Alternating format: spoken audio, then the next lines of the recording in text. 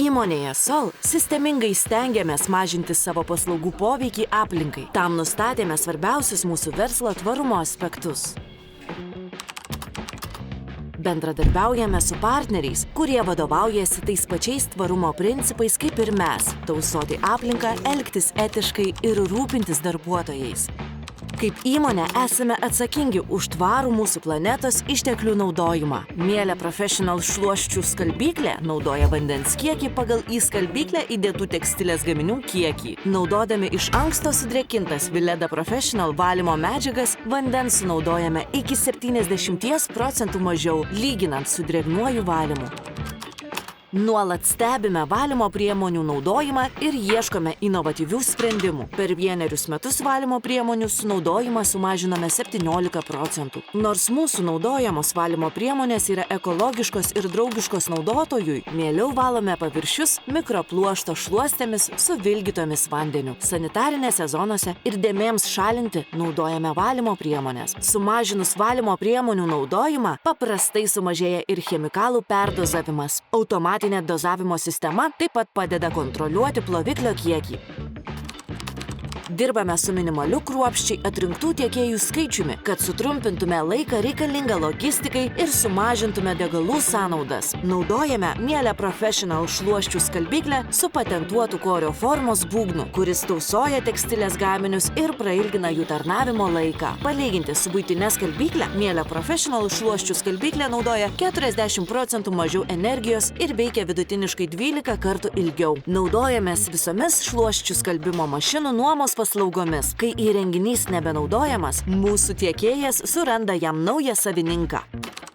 Pirmenybę teikiame Pakso Longopak atliekų tvarkymo sistemoms, pagamintoms iš 50% perdirbto plastiko, o ne tradiciniams šiukšlių maišams. Lyginant su tradiciniais šiukšlių maišais, Longopak maišai palieka 80% mažesnį anglies dioksido pėdsaką ir naudoja net 70% mažiau plastiko. Nauja Longopak sistema leidžia naudoti šiukšlių maišus tik tiek, kiek jame yra šiukšlių.